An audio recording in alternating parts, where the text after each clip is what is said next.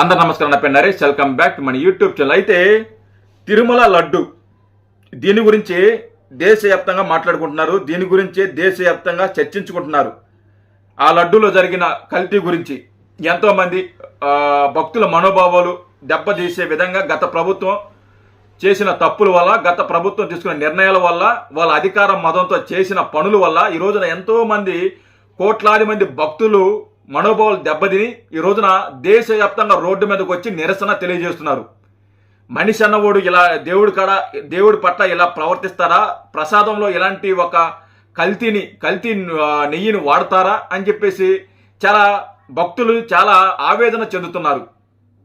వాళ్ళు రిపోర్టు కూడా వస్తే ఆ నెయ్యిని టెస్ట్కి పంపిస్తే ఆ టెస్ట్లో కూడా ఈ చేప నూనె, అలాగే పంది కొవ్వు, అలాగే ఇతర జంతువుల కొవ్వు కలిసి ఉంది అని చెప్పి క్లియర్గా వస్తే దాని నుంచి తప్పించుకోవడానికి ఇష్టం వచ్చినట్టు మాట్లాడుతున్నారు.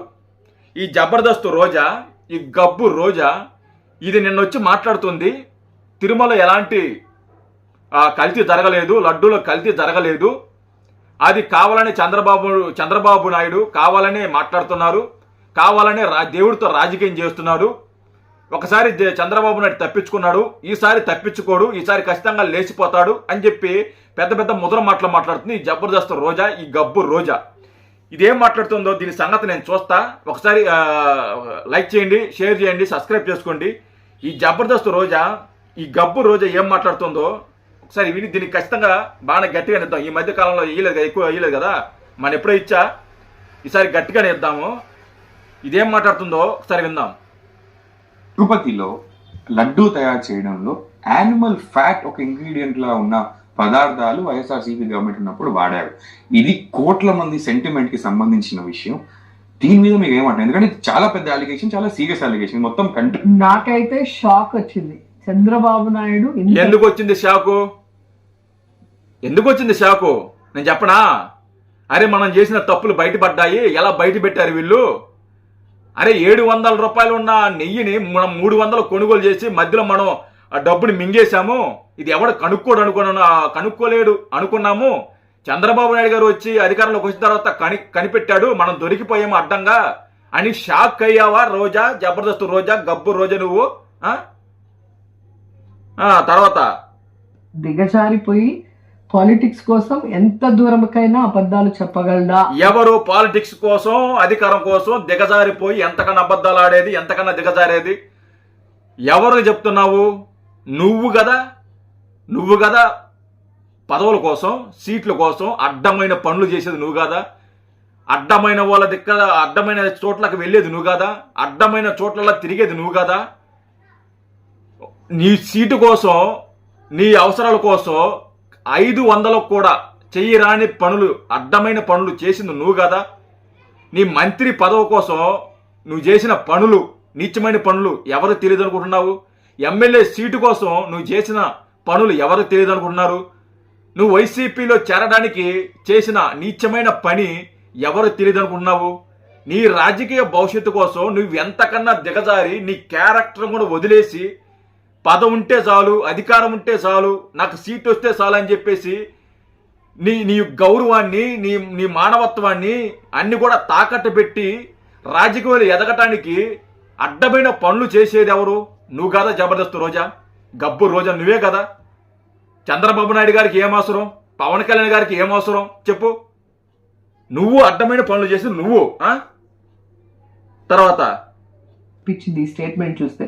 ఎందుకంటే అదే చిత్తూరు జిల్లాలో ఆయన పుట్టాడు, మేము పుట్టాం. వెంకటేశ్వర స్వామి అంటే ప్రపంచం మొత్తం ఎంత నమ్మకం ఉంది, ఆయన్ని నమ్మే భక్తుల మనోభిప్రాయాలు ఏమవుతాయి మనం ఇలా మాట్లాడితే అనే ఆలోచన ఆ వయసులో ఉన్న అతనికి తెలుసు. బుద్ధి ఉండాలి, నీకుండాలి బుద్ధి. నీకు, మీ నాయకుడికి, మీ పార్టీకి అప్పుడు అధికారంలో ఉన్నప్పుడు మీకుండాలి బుద్ధి. అరే మనం స్వచ్ఛమైన నెయ్యిని తీసేసి కల్తీ నేను వాడుతున్నాము, అది భక్తులు తెలిస్తే రేపు మన పరిస్థితి ఏంది? భక్తుల మనోభావాలు దెబ్బతింటాయి. మనం దేవుడి దగ్గర ఇలాంటి ఆటలు ఆడకూడదు. మనం బయట ఏమైనా చేయొచ్చు, కానీ దేవుడి దగ్గర చాలా పద్ధతిగా ఉండాలి, మనం ఇలా చేయకూడదు అని మీరు తెలుసుకోవాలి. ఫస్ట్ భక్తుల మనోభావాలు ఎలా ఉంటాయని మీరు తెలుసుకోండి. మీరు ఆ రోజున ప్రవర్తించుంటే మీరు ఈ పని చేయకపోయి ఉంటే బాగుండేది.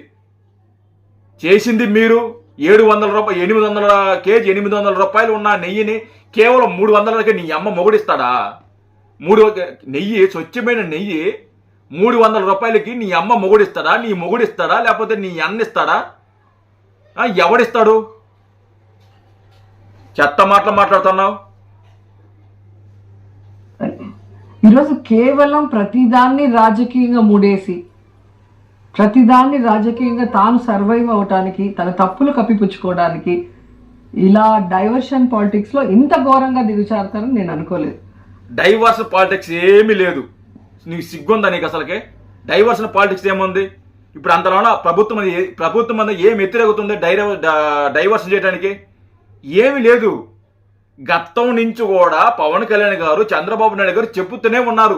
ఎంతో మంది భక్తులు కూడా చెప్తున్నారు, లడ్డు క్వాలిటీ లేదు, లడ్డు టేస్ట్ లేదు, ఆ లడ్డూలో ఏదో తప్పు జరుగుతుంది, గతంలో ఉన్నట్టు ఇప్పుడు ఆ లడ్డు లేదు, ఆ వైసీపీ వచ్చిన కాడి నుంచి ఆ లడ్డు అలా లేదు, దాంట్లో ఏదో తప్పు జరుగుతుంది అని అక్కడ తిరుమలలో పనిచేసే ఆ వ్యక్తులకు కూడా తెలుసు. అయినా కానీ వాళ్ళు ఎప్పుడు బయట పెట్టలేకపోయారు. ఎందుకంటే మిమ్మల్ని చూసి భయం వాళ్ళకి. మీరు ఏం చేస్తారో, మీరు ఏ కేసులు పెడతారని భయంతో వాళ్ళు అప్పుడే చెప్పలా. నీకు అసలు సిగ్గుంది అసలు? నీకు మనిషికి పుట్టావా, జంతువులు పుట్టావా? మనిషి దెంగితేనే నాకు బూతులు చేస్తున్నారయ్యా. ఆల్రెడీ ఆయన ఒక్కసారి వెయ్యికాళ్ళ మండపం కొట్టేసినప్పుడు దేవుడు బలంగా ఒక దెబ్బ ఇచ్చాడు, గుర్తుంది కదా?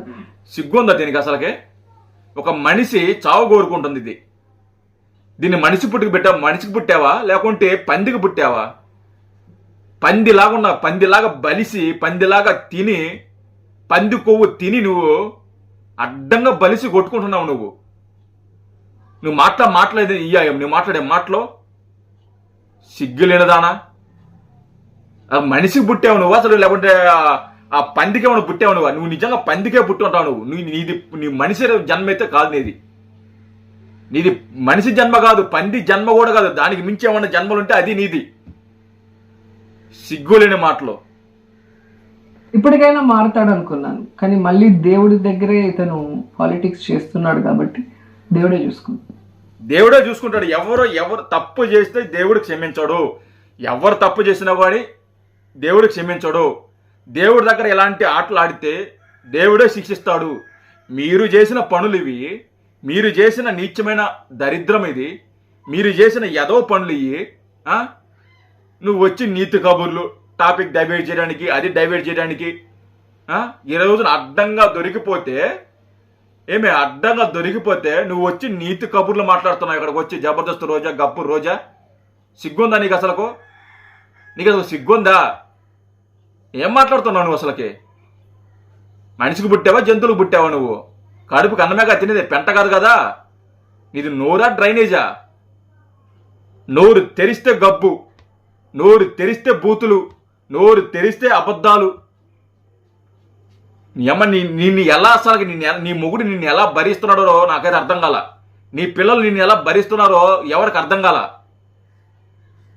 మాట్లాడకూడదు ప్రతిసారి ఇలా మాట్లాడదులే జబర్దస్త్ రోజా, ఇంతకంటే దిగజారి ఏం మాట్లాడుతున్నాను అనుకున్న ప్రతిసారి దిగజారే మాట్లాడుతున్నా కానీ నువ్వు మంచిగా ఏమైనా మాట్లాడుతున్నావా? నువ్వు ఏ రోజున పద్ధతిగా మాట్లాడావా? ఏ రోజున నువ్వు పద్ధతిగా మాట్లాడావా? నీ అమ్మ నువ్వు చేసే పనులన్నీ నీచమైన పనులు, నువ్వు చేసే పనులన్నీ అబద్ధపు పనులు, నువ్వు చేసే పనులన్నీ చీకటి రహస్యాలకు సంబంధించిన పనులు. మరి నీవు వచ్చి నీతి కబుర్లు, నీతి వాక్యాలు, నీతి సూత్రాలు. సిగ్గుమాలిదానా, మారవనువేక గిట్టా ఉంటావా జీవితాంతో? సిగ్గులేదా? జై హింద్.